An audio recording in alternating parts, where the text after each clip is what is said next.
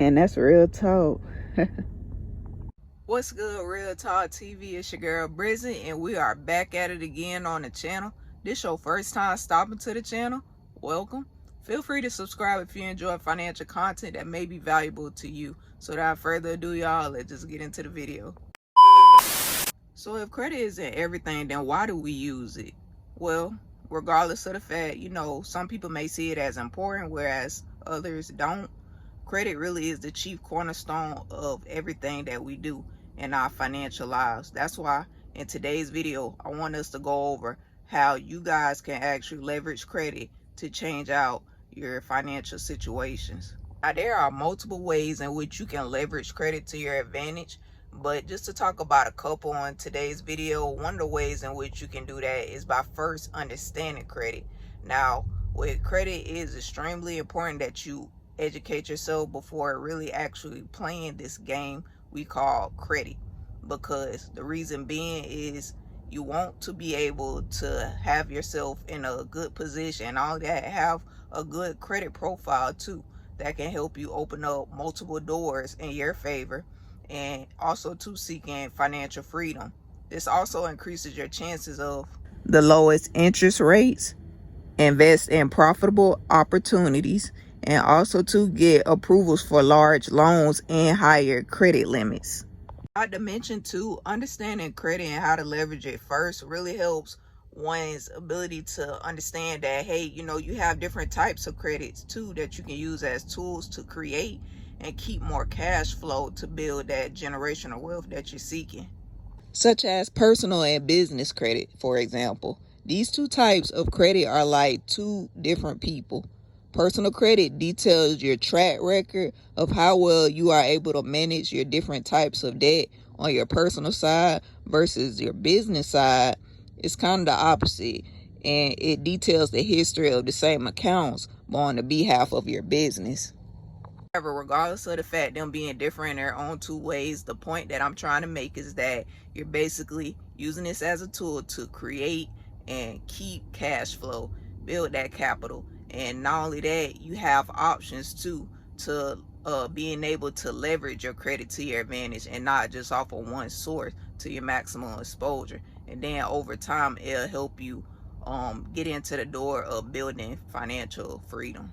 Now, another way in which you can leverage your credit to change your financial situations is actually through investments. So now you're actually applying what you know. And we could do this through a small system in which I could say is actually establishing something. You're going to keep it, you're going to grow it and make it into something more powerful. You're going to maintain it, and then now you can actually pass it on. And a prime example of this would be through property investments, for example.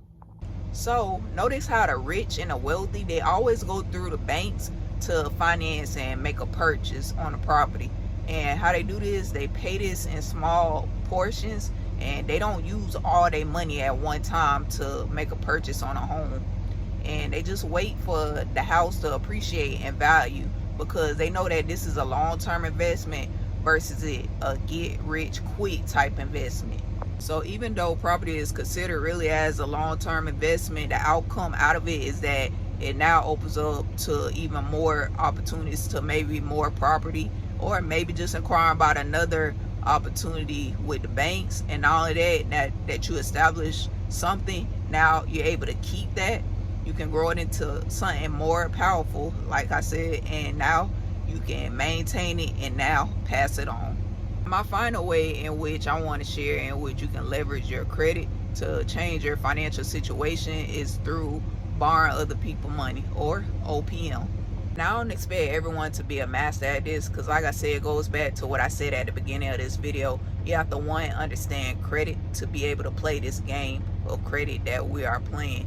Not only that, too, once you be able to walk out of fear and actually take risks, then you can actually see this investment that you're trying to purchase through the bank, and maybe it may be something, and it actually be a success, and over time too, you may be a financial asset to the banks as well, because you proved your trustworthiness and you was able to prove that you was able to produce capital.